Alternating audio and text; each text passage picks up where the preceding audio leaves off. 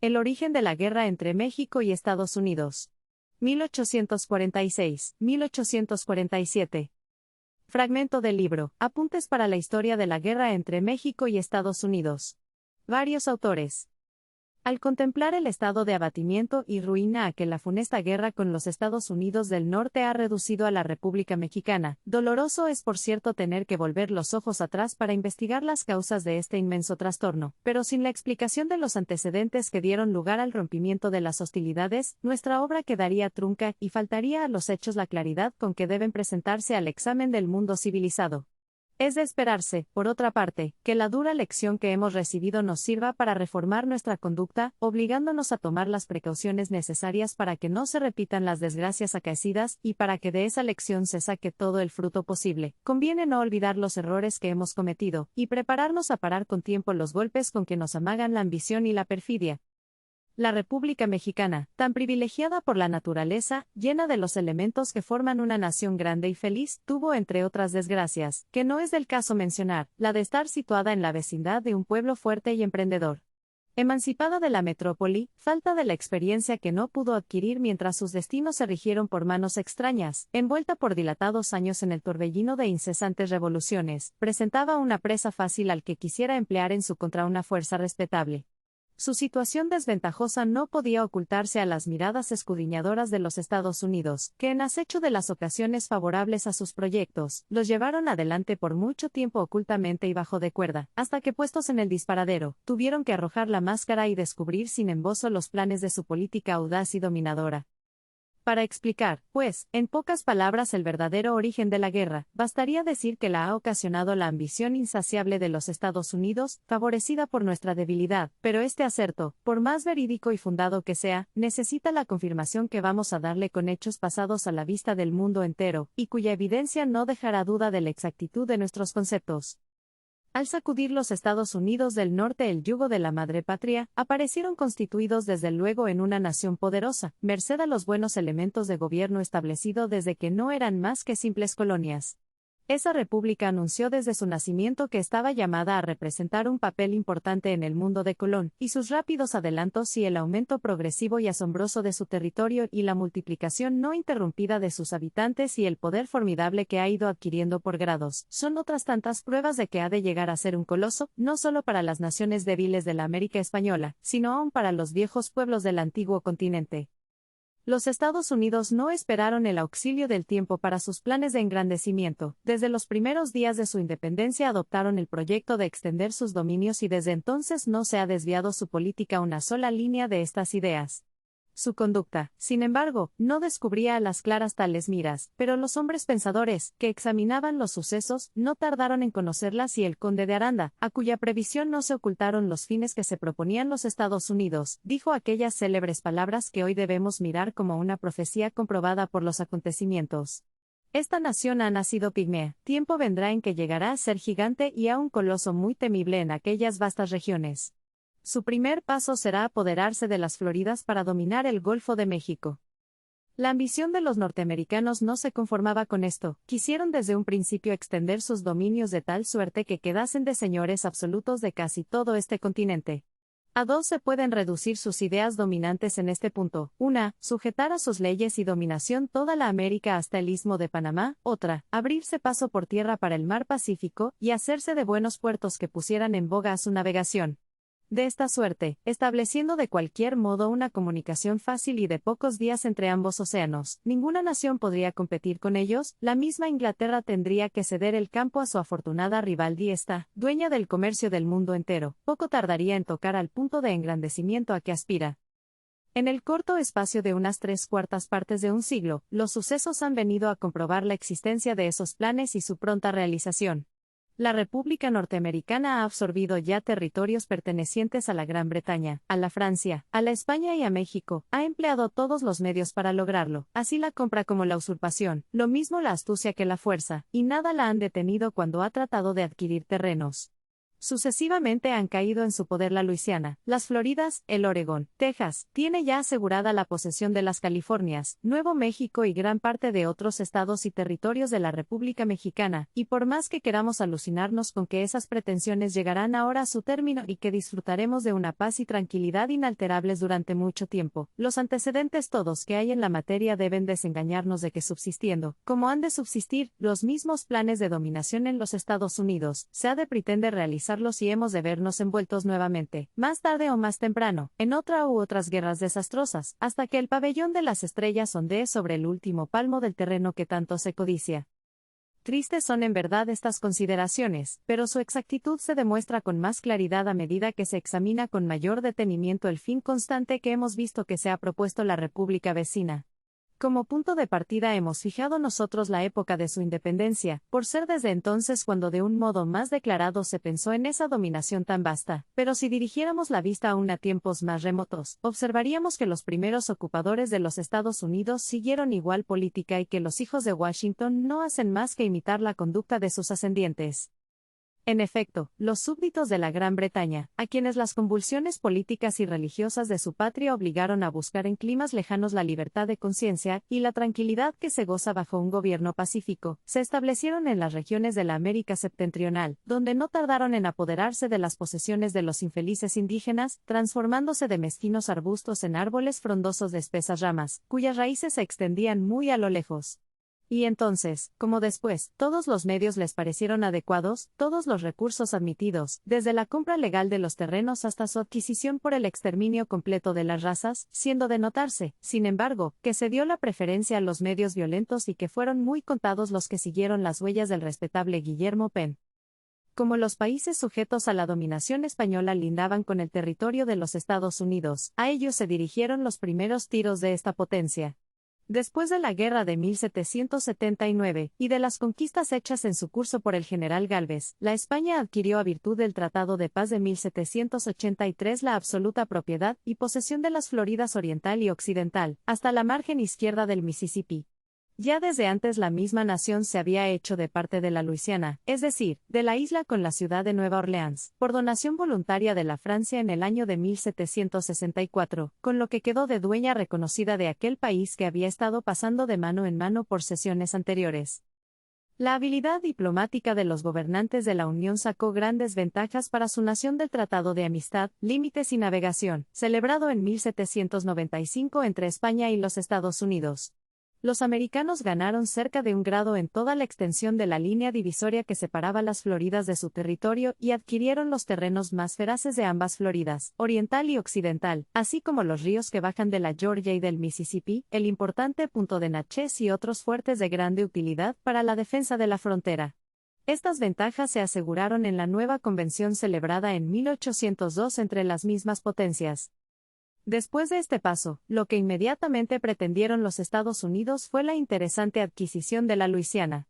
Esta provincia de que estaba la España en posesión, según se ha visto más arriba, pasó a poder de la Francia en el año de 1800, por el Tratado de San Ildefonso, firmado por don Mariano Luis de Urquijo y el general Alejandro Berthier. El objeto con que se celebró fue el del engrandecimiento en Italia del infante duque de Parma, a quien la República Francesa se obligaba a proporcionar un aumento de territorio con el título de rey, y todos los derechos anexos a la dignidad real.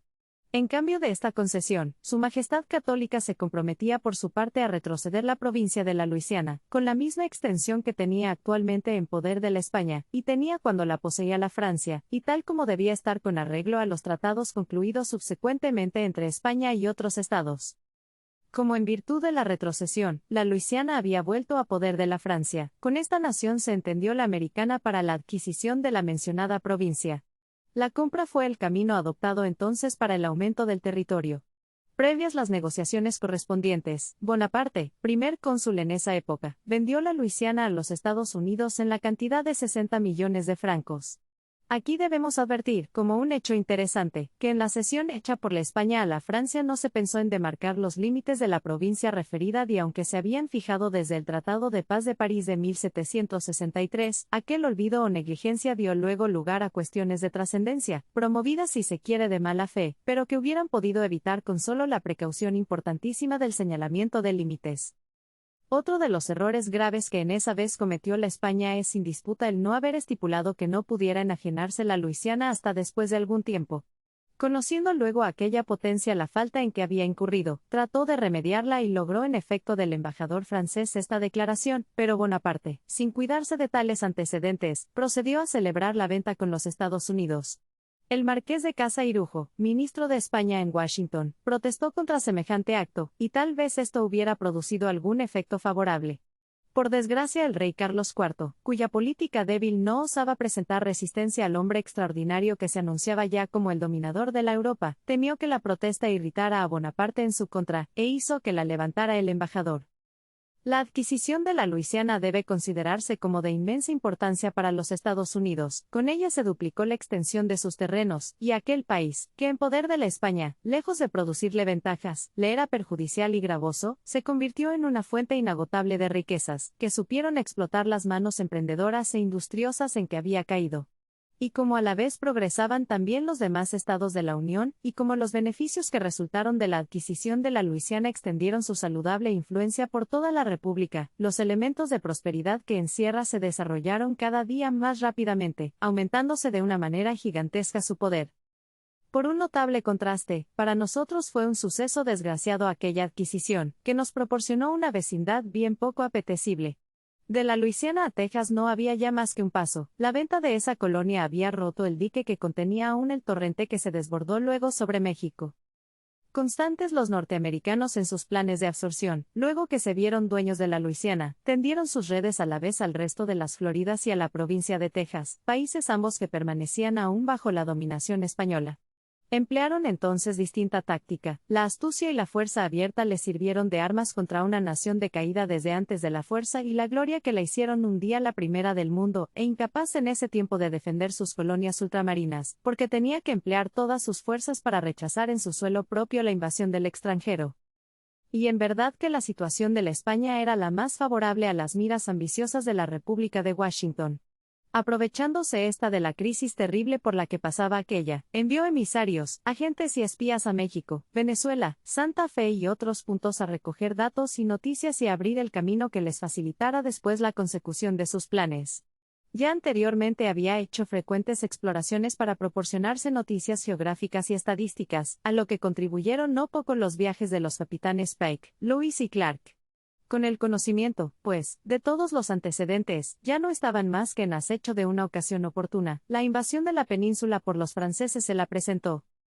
Así es que, sin que la España les hubiera dado motivo alguno de queja, en medio de la paz, sin previa declaración de guerra, las autoridades americanas procuraron revolucionar, y sus tropas ocuparon en 1810 en la Florida Occidental el distrito de Baton Rouge, y en 1812 el de Mobile, observando la misma conducta que después con Texas.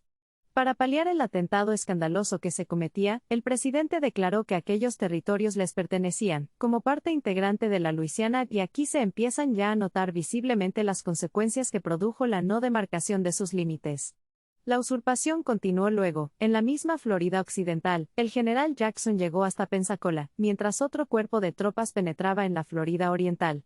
Siguió a poco la ocupación de la isla Amelia, después la toma de los castillos de San Marcos y Barrancas, y todos estos actos de hostilidad, fuerza es repetirlo, se cometían contra una nación con la que se vivía en paz. Y los males que son inevitables en la guerra, por la naturaleza misma de este azote de los pueblos, se agravaron por la crueldad que en esas campañas desplegó el general Jackson contra los infelices indígenas.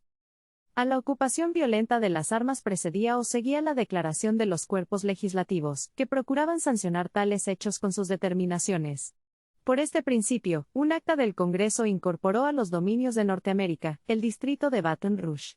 El mismo Congreso autorizó al Ejecutivo para que se apoderara a viva fuerza de la isla Amelia, de Mobile y demás territorios de la Florida Occidental, y así se verificó, después de lo cual otra acta incorporó dichos territorios hasta Río Perdido.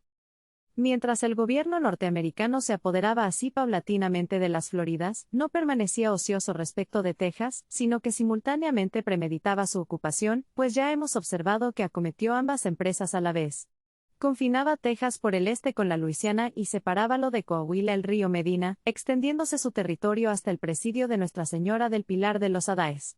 Pertenecía también esta provincia a la Corona de España, que tuvo establecimientos allí desde el siglo XVI, a poco de haberse efectuado la conquista del poderoso Imperio Mexicano.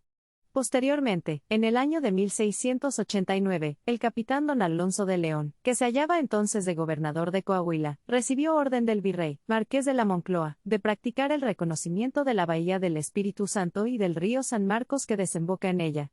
En 1690 tomó posesión don Alonso del territorio y fundó la misión de San Francisco de Texas. Llegada al rey de España la noticia de estos sucesos y conocida su importancia, mandó por real cédula de 12 de noviembre de 1692 que se practicasen nuevos descubrimientos y se emprendiese la navegación del río Codachos.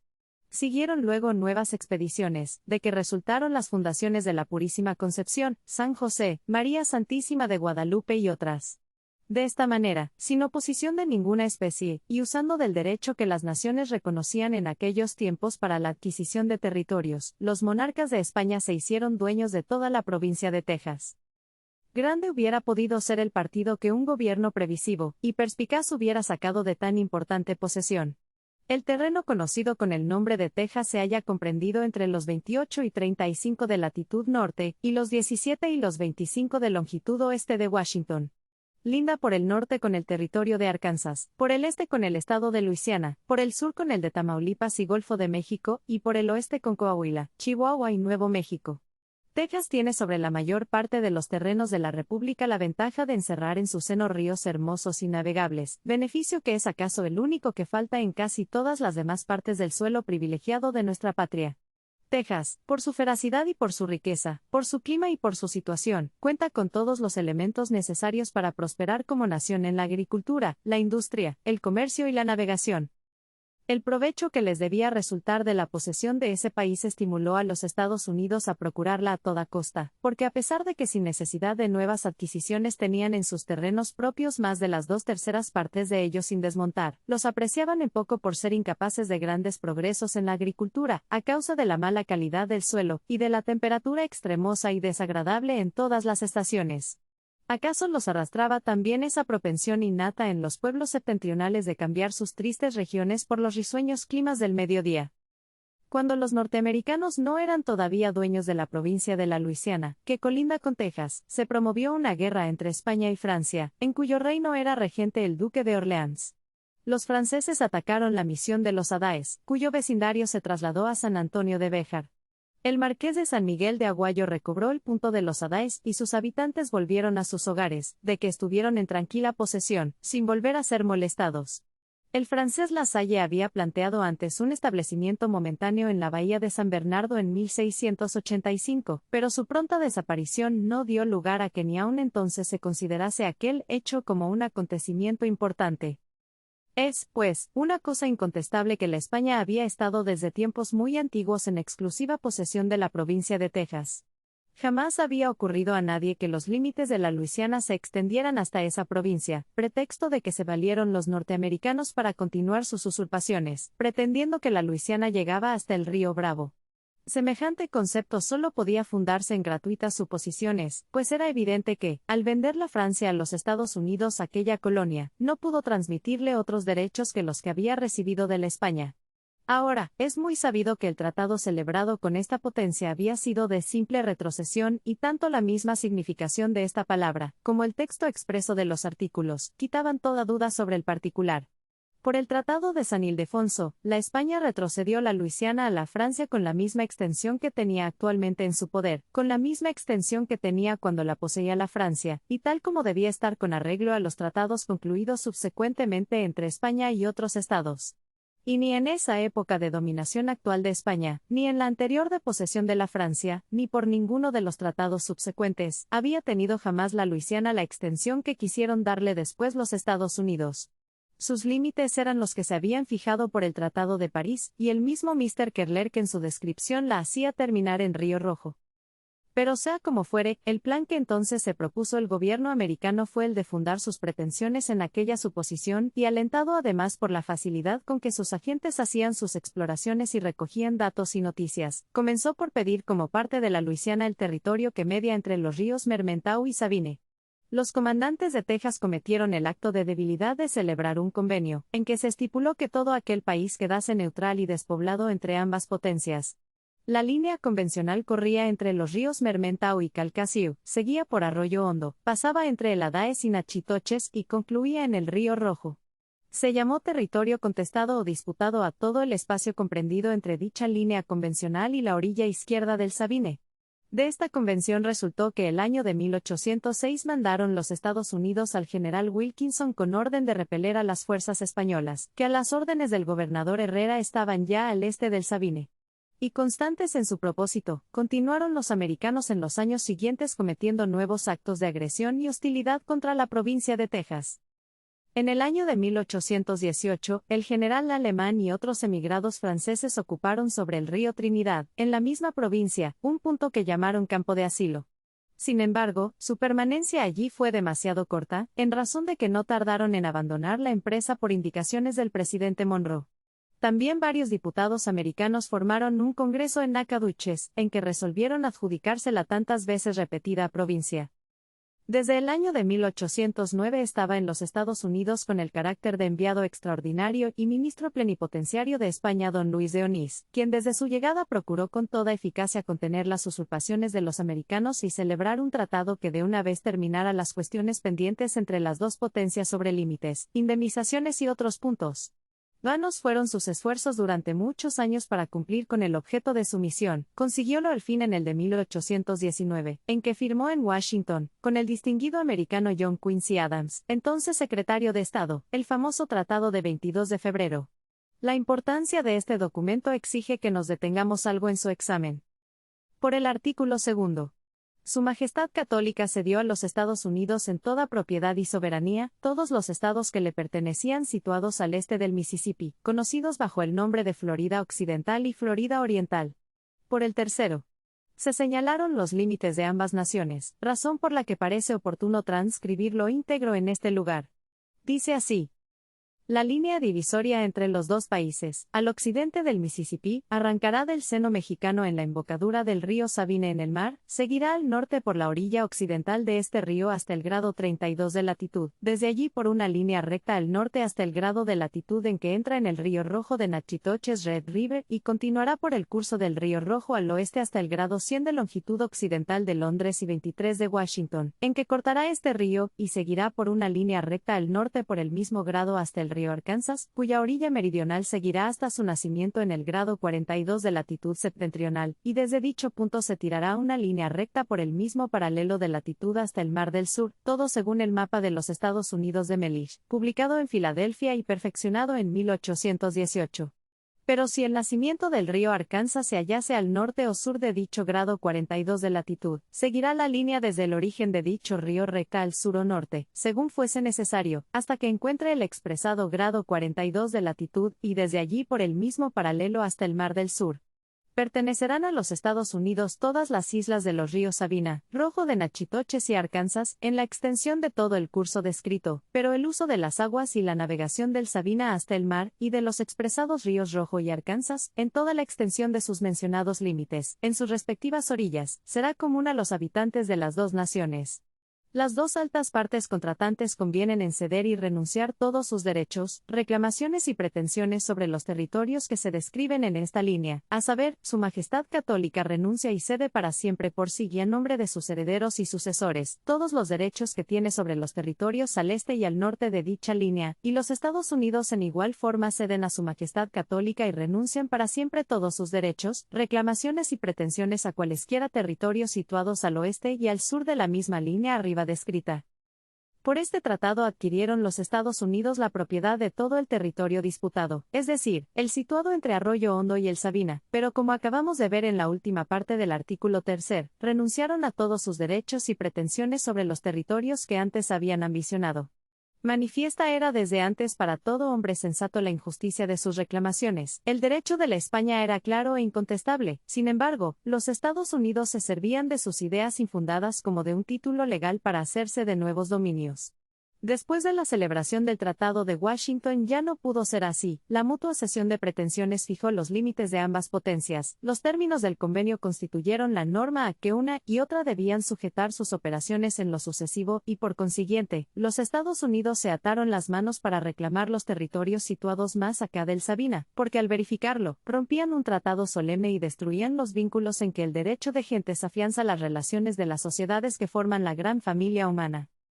Poco después del arreglo de las diferencias entre España y la República de Washington, consumó México su independencia de la antigua metrópoli, a la que sucedió por supuesto en el pleno goce de los derechos que le correspondían sobre los territorios que acababan de emanciparse de su dominación.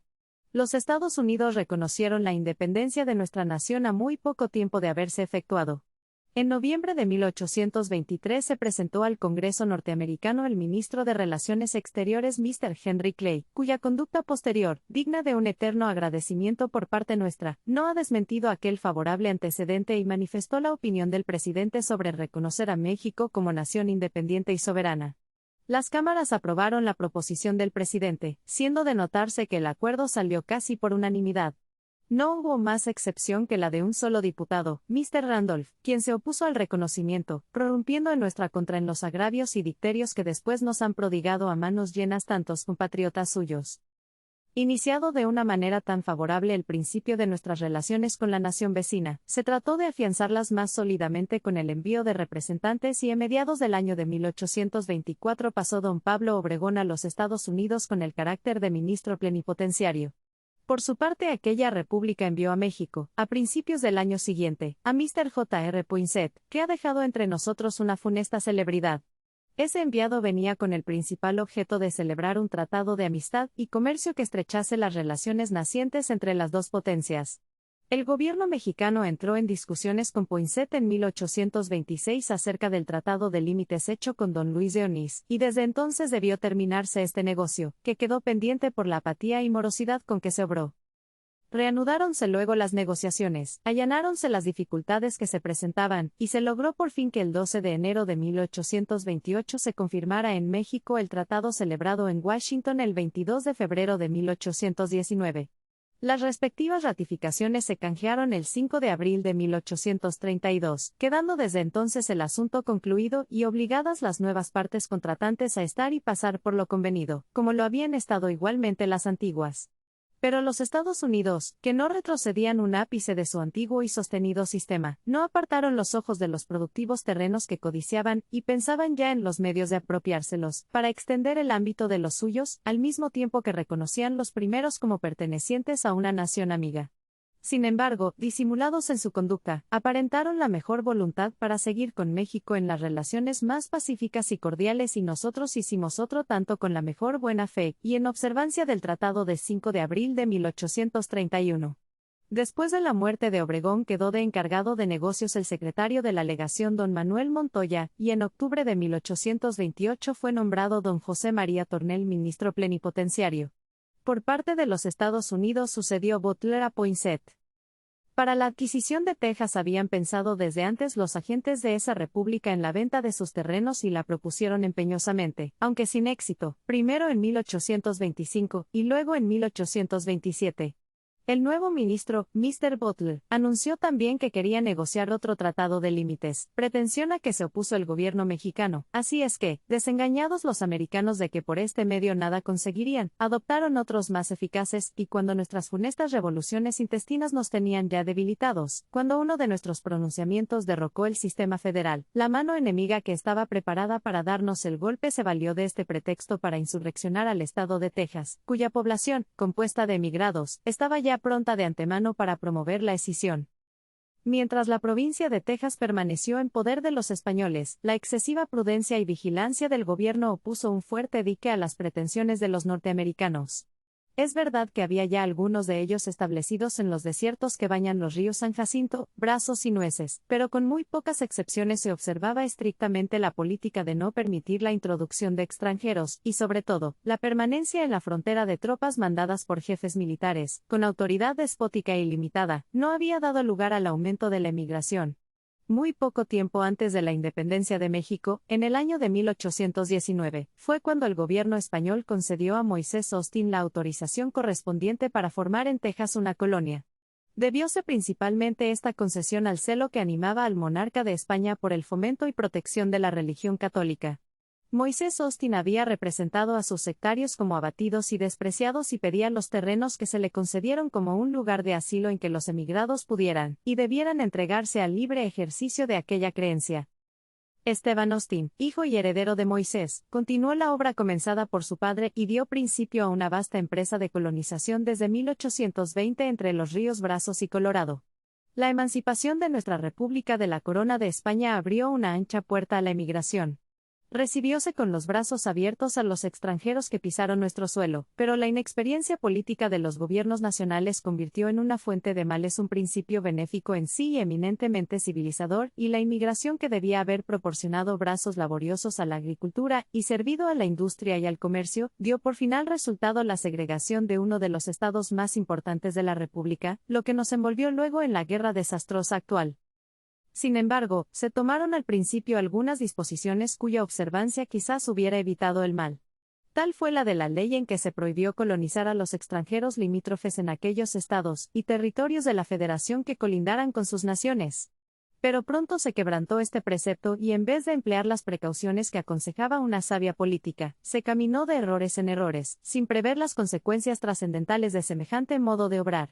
La legislatura de Coahuila, que lo era ya también de Texas por haberse reunido en un estado ambas provincias, expidió el 24 de marzo de 1825 su ley de colonización, en que decretaba que todos los extranjeros que en virtud de la Ley General del 18 de agosto de 1824, deseasen establecerse en los terrenos del estado de Coahuila y Texas, eran libres para hacerlo y se les invitaba por esa ley a verificarlo. Pronto aceptaron esa invitación los habitantes de los Estados Unidos, que se veían en camino de prosperar por medio de su establecimiento en los terrenos que se les concedían.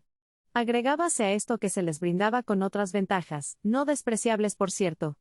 Al darles las tierras, lejos de pedir remuneración de ninguna clase, se otorgaron libertades a los colonos, exceptuándolos por 10 años del pago de contribuciones. Así es que, con este y otros privilegios y libres por su gran distancia del centro de las vejaciones y males de que eran víctimas otros estados, los nuevos vecinos de Texas se encontraron en una posición excelente y su bienestar llevó a poco en su seguimiento a nuevos emigrados.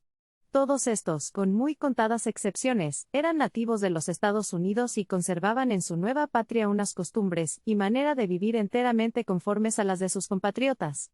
Unidos a México con un lazo demasiado débil, constituyendo en el gran todo de la República una masa heterogénea por sus hábitos, lengua y carácter de todo punto diversos, sus simpatías se dirigían siempre a sus compatriotas y el menos avisado pudo pronosticar desde entonces que, más tarde o más temprano, habían de preferir la unión con su país natal a la dependencia en que vivían de las autoridades mexicanas. Los colonos de Texas nunca se sujetaron a nuestras leyes y la suspensión de la esclavitud los decidió a rebelarse, mucho antes que la caída de la Federación pusiera en sus manos una bandera, bajo cuya sombra ocultaron las miras de segregación que hubieran llevado al cabo de todos modos. Recordaremos a nuestros lectores que los primeros colonos se establecieron en Texas cuando regía el gobierno monárquico. Si después México se independizó y adoptó el sistema federativo, este fue un hecho que nunca pudo alegarse para justificar la rebelión, supuesto que no importaba una condición bajo la que los texanos hubieran consentido en vivir sujetos a nuestras leyes. ¿Tenían acaso derecho para emanciparse los que habían admitido los terrenos, obligándose a vivir en el estado de súbditos de un monarca absoluto? Donde consta que la obediencia que habían jurado solo debía limitarse al tiempo que durase una forma de gobierno, que se estableció por casualidad, cuando ya ellos llevaban años de haber dado principio a la empresa de colonización? No llevaremos adelante estas indicaciones, ni entraremos en la cuestión tan debatida de la justicia que en nuestro concepto hemos tenido por todos títulos para oponernos a la independencia de Texas, tanto por no alargarnos demasiado, como habría que hacerlo si nos encargáramos de tratar esa materia, cuanto porque hasta cierto punto es secundario, o más bien extraño a nuestro propósito el examen de la injusticia con que se obró por parte de los texanos. El objeto que llevamos es el de manifestar que los Estados Unidos se propusieron hacerse de ese territorio a toda costa, y para lograrlo introdujeron allí a sus ciudadanos, cuidaron del aumento de la población, en términos que ya el año de 1829 se contaban 20.000 habitantes en la parte en que antes solo había 3.000, fueron preparando poco a poco los ánimos a la adopción de sus planes, y por último, aprovecharon la primera oportunidad que se les presentó para descargar el golpe. Repetimos que estamos en la firme creencia confirmada por los hechos, de que la independencia de Texas se hubiera efectuado indefectiblemente, aun cuando la forma federativa de gobierno no hubiera sucumbido a la fuerza. Era imposible que aquel estado, en que a la vez que escaseaban los vínculos de unión con México, abundaban los elementos de disolución, hubiera permanecido mucho tiempo sin romper el pacto bajo el que vivía constituido. Y si esto es así, ¿no es verdad que sería inútil ocuparse de las razones que se alegaron para paliar una ingratitud, que pagó con males sin cuento los beneficios prodigados por una mano inexperta y débil si se quiere, pero sin disputa generosa? La República no permaneció indiferente al grito de rebelión proferido desde uno de sus confines. Se trató de que volviera al orden el departamento sublevado, tentáronse primero los medios conciliadores de avenimiento, propusiéronse a los colonos nuevas ventajas y prerrogativas, entre ellas, la de exceptuarlos por otros 10 años del pago de contribuciones, y solo cuando se vio que toda proposición pacífica era desechada, se decidió hacer la guerra, para sujetar a viva fuerza a los que no querían oír otra voz que el estallido del cañón. El ejército marchó sobre Texas, el general Santa Anna se puso a su cabeza, la campaña se abrió bajo los más felices auspicios. Los texanos se prepararon por su parte a hacer una resistencia vigorosa. Para sostenerse, contaron con el auxilio eficaz de los Estados Unidos, que les dispensaron una protección, encubierta aún, pero decidida y constante. Recursos para la guerra, armas, gente, cuánto fue necesario salió de las ciudades más populosas de la Unión para favorecer la causa de los texanos, al mismo tiempo que se protestaba guardar la más estricta neutralidad. El mundo entero fue testigo de la conducta observada por el gobierno americano, que no pudo menos de descubrir entonces los planes que se había propuesto. Naturalmente estas ocurrencias agriaron las relaciones entre ambas potencias, y perturbaron la buena armonía existente. Se hizo preciso buscar una explicación, exigir una satisfacción de los agravios hechos y procurar que se observasen la fe de los tratados y las leyes del derecho de gentes. Con esta misión pasó a Washington don Manuel Eduardo de Gorostiza, de enviado extraordinario de la República. Hechas las reclamaciones oportunas, el gabinete americano negó que sus intenciones fuesen hostiles respecto de México, aseguró que se había guardado y se seguiría guardando la neutralidad más completa, y manifestó que a lo que estaba decidido era a defender su frontera amenazada y a exigir que fuese escrupulosamente respetada la integridad de su territorio.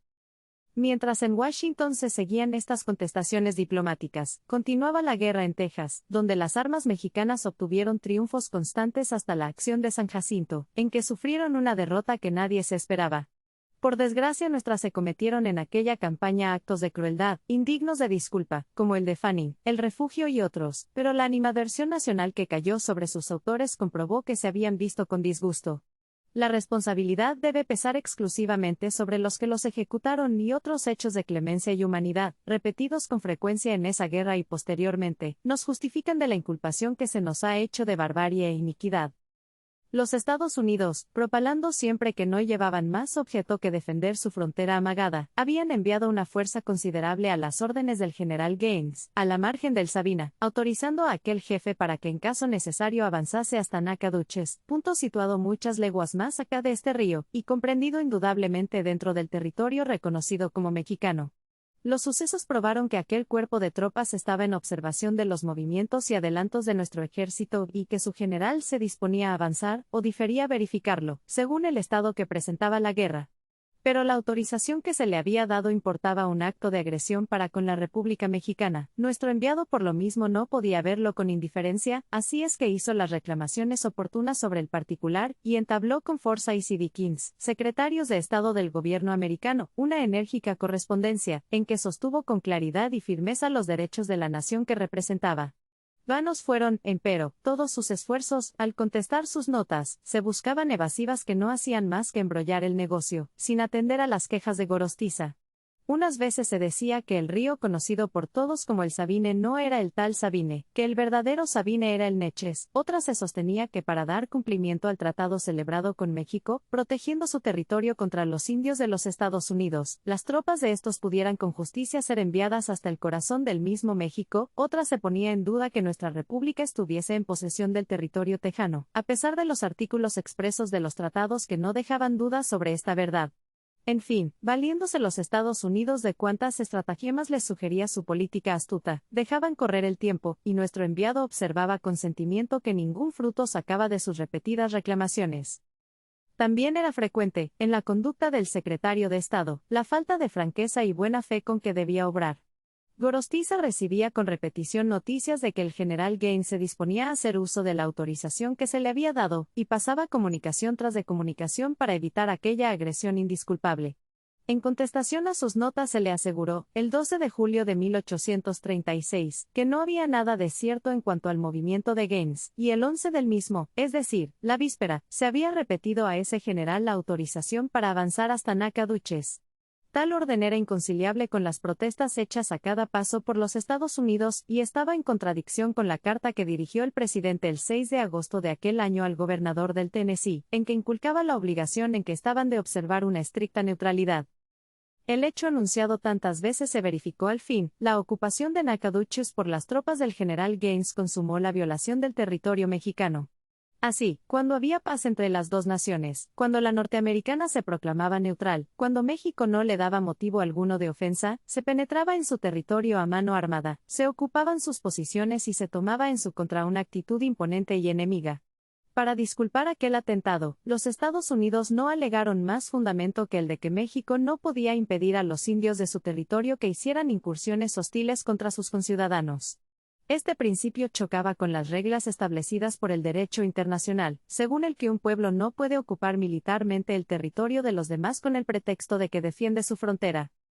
Agregábase a esto que ese pretexto, que aun suponiendo lo verdadero no hubiera nunca servido para justificar aquel hecho atentatorio, carecía de todo fundamento. Las hostilidades de los indios eran supuestas, ningún riesgo corrían las fronteras de los Estados Unidos, el peligro que se aseguraba era inminente, inevitable, no existía más que en las suposiciones gratuitas y calculadas de sus gobernantes.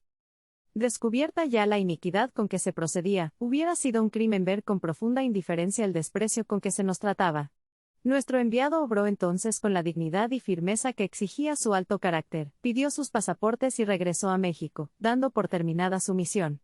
Próxima parecía desde entonces la ruptura de hostilidades, las diferencias entre las dos naciones tomaban un carácter alarmante, a la vez que Gorostiza se retiraba de los Estados Unidos por causas eminentemente justas. El ministro de aquella república, que lo era entonces Mr. Powhatan Ellis, hacía exageradas reclamaciones sobre perjuicios inferidos a sus conciudadanos. Después de cambiadas algunas contestaciones entre el referido personaje y nuestro secretario de Relaciones Exteriores, Mr. Powhatan Ellis pidió también su pasaporte, y se retiró sin dar la explicación que su gobierno había ofrecido mandar por su conducto sobre el paso del Sabina. Atendida, pues, solamente la cuestión de justicia, no cabía duda en que desde entonces hubiéramos debido declarar la guerra a la república vecina. No se hizo así, sin embargo, por consideraciones demasiado oportunas sobre los males incalculables que nos traería una contienda abierta con una nación poderosa. Dejóse disipar el nublado y aunque subsecuentemente se recibieron con frecuencia nuevos motivos de queja, entre los que debe enumerarse como principal el indisculpable atentado de la toma de Monterey, California, por el Comodoro Jones, se pasó por todo, por tal de no interrumpir la paz, y aún se buscaron los medios de dar a los Estados Unidos las garantías e indemnizaciones que habían vuelto a reclamar.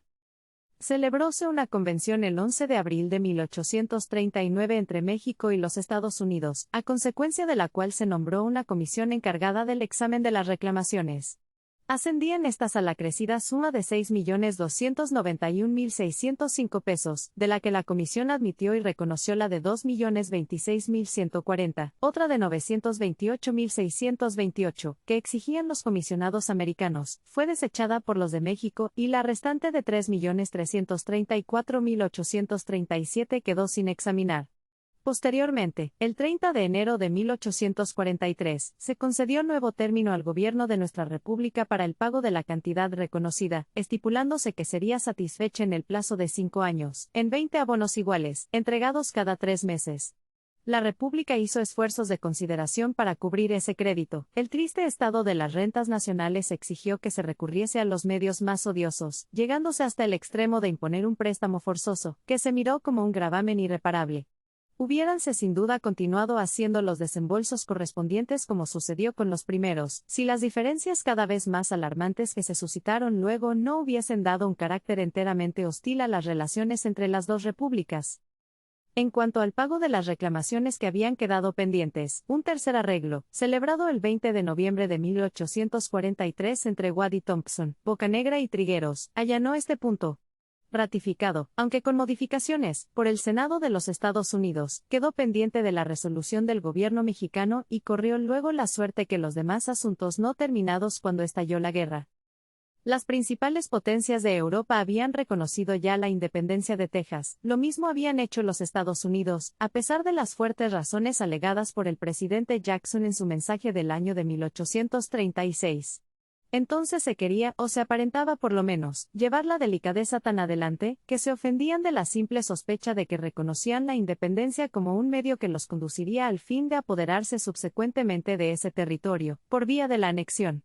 Después se disiparon estos escrúpulos, la independencia del departamento sublevado quedó reconocida, luego verificó la anexión. El 12 de abril de 1844, celebró el presidente de los Estados Unidos un tratado con Texas relativo a la agregación de aquel territorio a la Unión. Este tratado no recibió la ratificación del Senado, quedando por entonces suspensa la usurpación que se efectuó luego por un nuevo camino. Pero bastó el hecho de que se hubiera promovido este negocio para que se hiciera a México un nuevo agravio. Notábanse en aquella época algunos preparativos que indicaban verdaderos deseos de llevar adelante la guerra de Texas, que no había sido por tanto tiempo en boca de nuestros gobiernos más que un pretexto para extorsionar a los infelices pueblos. El ministro americano, Mr. Shannon, o bien porque en realidad creyese que se iba a emprender positivamente la guerra, o bien porque buscase un pretexto para obligar a México a declararla a los Estados Unidos, haciéndonos aparecer con el carácter de agresores, pasó una nota oficial, manifestando, a nombre de su gobierno, que su política siempre se había dirigido a incorporar a Texas a la Unión Americana y que la agresión que se proyectara por México contra aquel departamento la consideraría como ofensa propia. En aquella célebre comunicación, que desacreditará para siempre al diplomático que la suscribió, se protestaba contra la guerra de Texas, por hallarse pendiente el proyecto de agregación.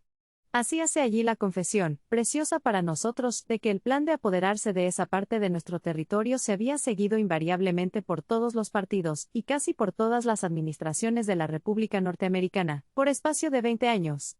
Los hechos que hemos referido y otros más que pasamos en silencio por ser menos interesantes y en obsequio de la brevedad, prueban con evidencia que existía ese plan, y que era más antiguo de lo que se decía, pero la confesión explícita del ministro Shannon, no desmentida ni contradicha por las autoridades de su país, esa confesión, decimos, es de suma importancia, por venir de boca de los mismos usurpadores, que se calificaron a sí propios de tales ante todas las naciones civilizadas.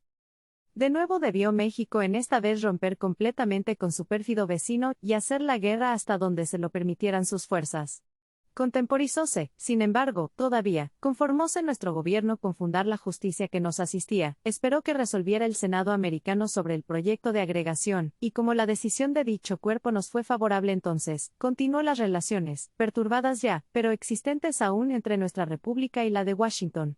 Lo más que se hizo fue protestar que se consideraría la agregación como una declaración de guerra, porque pasar hasta por este extremo sí hubiera sido el colmo del vilipendio y la degradación.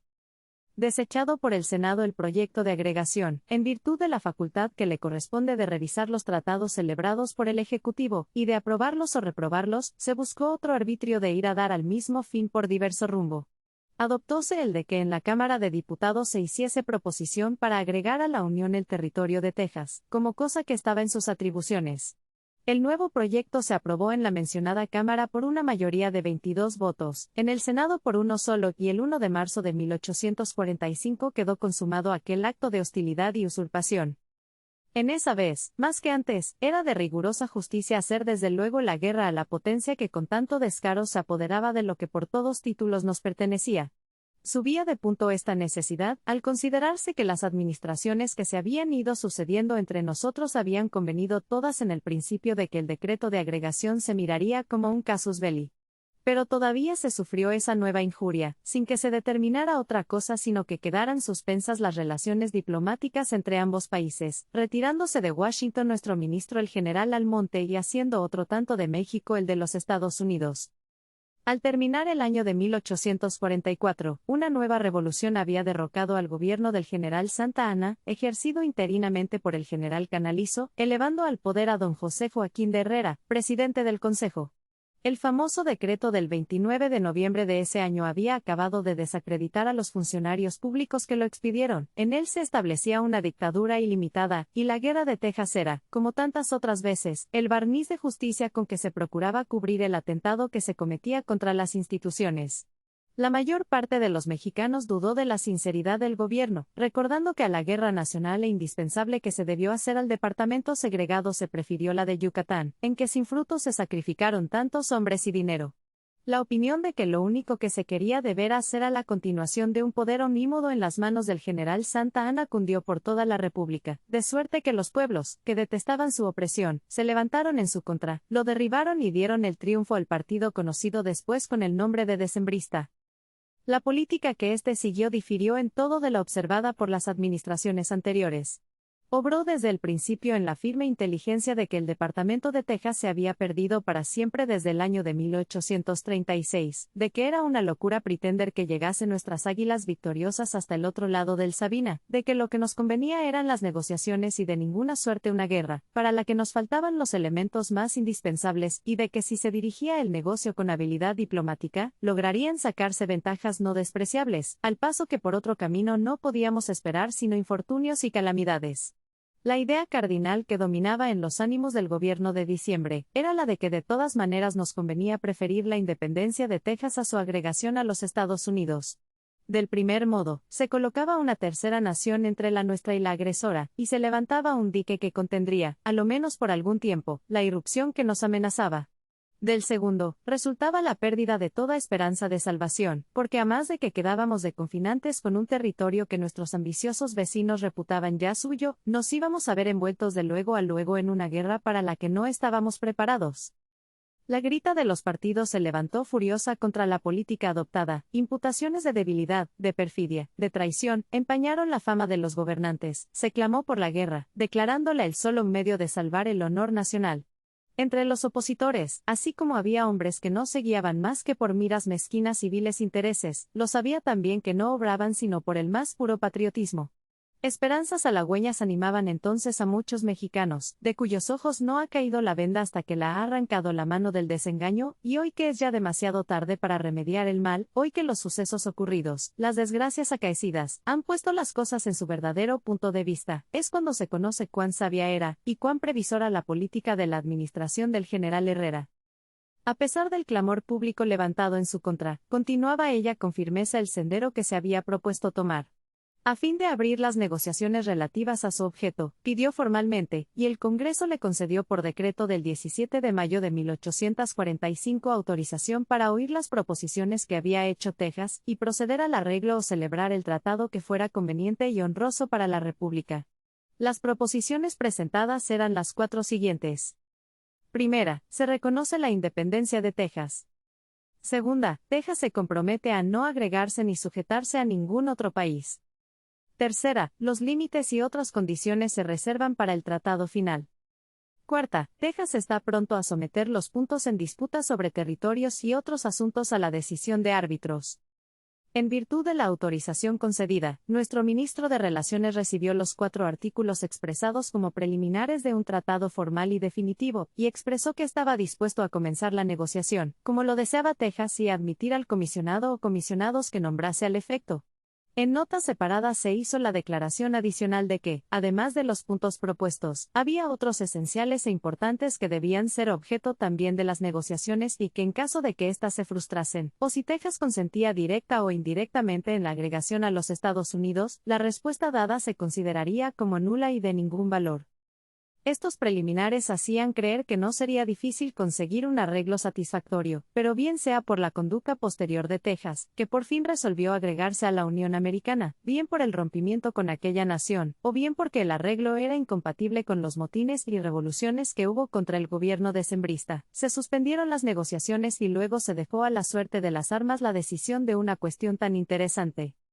El 13 de octubre de 1845 pasó una carta reservada a Mr. Black, cónsul de los Estados Unidos, a don Manuel de la Peña y Peña, nuestro ministro de Negocios Extranjeros, transcribiendo parte de una comunicación del secretario de Estado de su nación en que proponía que se recibiese un enviado revestido de plenos poderes para arreglar todas las cuestiones controvertidas entre ambos gobiernos.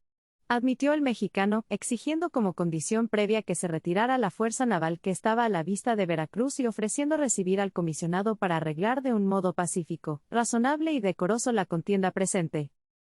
Iniciadas así de nuevo las negociaciones, en diciembre de 1845 se presentó en México el enviado Mr. John Slidell, pero desde luego se ofreció la dificultad de que su gobierno quería que se le recibiese como un ministro plenipotenciario, ordinario o general, y el nuestro solo se prestaba a admitirlo como un comisionado ad hoc para la cuestión de Texas. El fundado dictamen del Consejo de Gobierno, del 16 de diciembre del año citado, manifestaba con toda evidencia la diferencia existente entre los dos caracteres.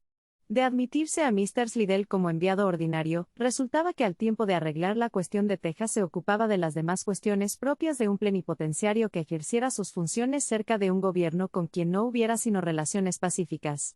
De admitirse a Slidell como se pretendía, resultaba también que, sin que México recibiese la satisfacción debida, quedasen restablecidas las negociaciones diplomáticas entre ambas potencias, que se complicase el negocio de la agregación con el de las reclamaciones pecuniarias, que México se atara a sí mismo las manos para hacer la guerra y que los Estados Unidos consiguiesen todas las ventajas consiguientes a su comercio e intereses.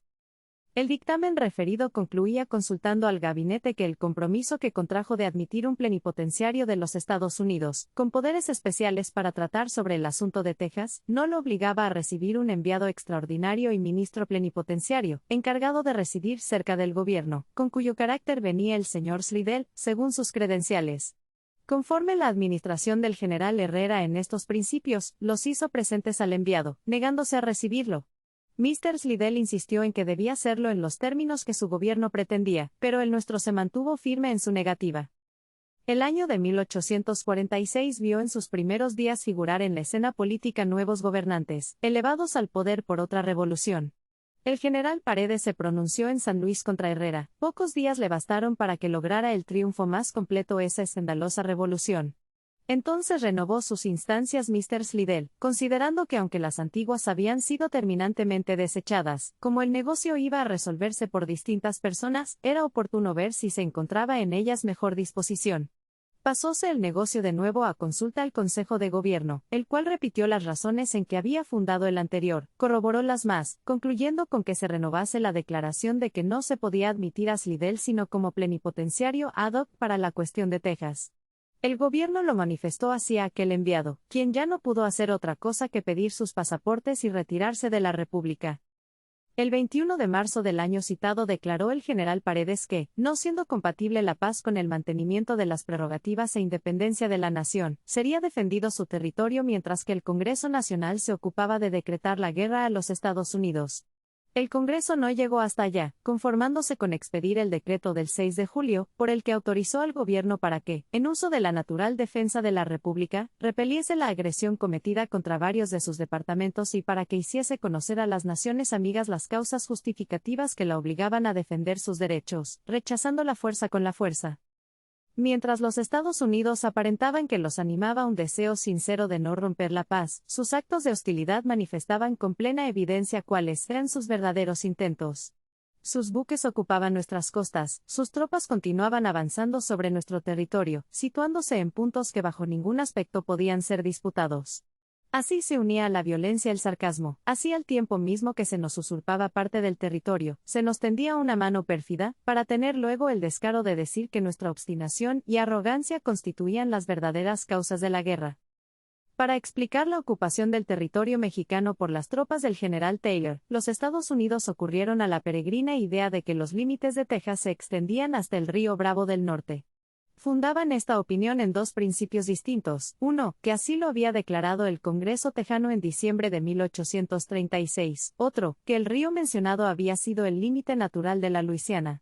Anunciar solo tales razones equivale ya a juzgar la causa de quien no cuenta para defenderse más que con absurdos tan palpables. El primer argumento, en que se apoyaba con refinada malicia el gobierno de una nación que se precia de inteligente y civilizada, habría sido ridículo aún en boca de un niño.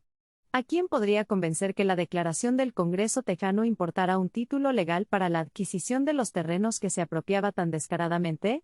Si semejante principio hubiera de reconocerse, deberíamos estar muy agradecidos a aquellos señores diputados que tuvieron la bondad de conformarse con tan poco, y no declararon que los límites del Estado rebelde se extendían hasta San Luis, hasta la capital, o hasta nuestra frontera con Guatemala. La cuestión es tan clara de por sí, que sería oscurecerla detenerse en su examen un instante más. Pasemos, pues, a la otra, punto menos irracional que la primera. En primer lugar, para pretender que los límites de la Luisiana llegaban hasta el río Bravo, era necesario confundir a esa provincia con la de Texas, lo que nunca podía admitirse, y ya en el principio de este artículo hemos manifestado la posesión antigua y pacífica de la España sobre los terrenos de la segunda. Por otra parte, ni la misma provincia y después estado de Texas había extendido nunca sus terrenos hasta el río Bravo, siendo el Nueces el que siempre se le había fijado por lindero. Por último, gran parte del territorio situado del otro lado del Bravo pertenecía sin disputa ni duda de ninguna especie a otros estados de la República, es decir, a Nuevo México, Tamaulipas, Coahuila y Chihuahua. Y después de tantos y tan claros antecedentes, ¿habrá un solo hombre imparcial que no repute como una usurpación escandalosa la ocupación violenta de nuestro territorio por las armas norteamericanas? Pues a pesar de esto, esa potencia quiso llevar hasta el extremo la burla y el escarnio, y cuando ya la cuestión estaba confiada a la fuerza, que es la última ratio de las naciones como de los reyes, cuando ya se había derramado la desolación y el espanto en nuestras poblaciones, cuando muchos de nuestros conciudadanos habían perecido en la contienda, la mano ensangrentada de nuestros pérfidos vecinos volvió a presentarnos la oliva de la paz. El 27 de julio de 1846, el secretario de Estado Buchanan propuso nuevamente la admisión de un enviado para la apertura de negociaciones que tendieran a la conclusión de una paz honrosa. El gobierno nacional contestó que nada podía resolver por sí, y que dejaba al Congreso que iba a reunirse la resolución de este negocio. Y luego, para seguir constantes en el mismo sistema de política, mandaron un comisionado con el ejército que nos invadió por el oriente, como para dar a entender que la paz se haría en cuanto desistiéramos de nuestra oposición. ¿A quién esperaban engañar con tan fingidas apariencias? ¿No hablaba más alto que su lenguaje hipócrita la serie de hechos que hemos referido? Por lo que toca, pues, a la cuestión de justicia, ninguno que la examine de buena fe puede desconocer nuestros incontestables derechos. Entre los ciudadanos mismos de la nación que nos ha hecho la guerra, han sobrado quienes defiendan la causa de la República Mexicana, y esos imparciales defensores no han sido hombres oscuros, sino personajes muy distinguidos. México ha contado con el auxilio, ineficaz por desgracia, pero generoso e ilustrado, de un Clay, de un Adams, de un Webster, de un Gallatin, es decir, con el de las notabilidades más apreciadas por sus virtudes, por sus talentos, por sus servicios. Su conducta merece nuestro agradecimiento y los redactores de esta obra tienen una verdadera complacencia en tributarles en este lugar el sincero homenaje de su gratitud. Tales son los sucesos que nos han orillado a una guerra calamitosa y en cuya relación hemos procurado no apartarnos ni una línea de los datos fehacientes que hemos consultado, para comprobar en cualquier ocasión todos y cada uno de nuestros acertos. De los hechos referidos resulta demostrado hasta la evidencia que la causa real y efectiva de la guerra que nos ha afligido ha sido el espíritu de engrandecimiento de los Estados Unidos del Norte, que se han valido de su poder para dominarnos. La historia imparcial calificará algún día para siempre la conducta observada por esa república contra todas las leyes divinas y humanas, en un siglo que se llama de las luces y que no es sin embargo sino lo que los anteriores, el de la fuerza y la violencia.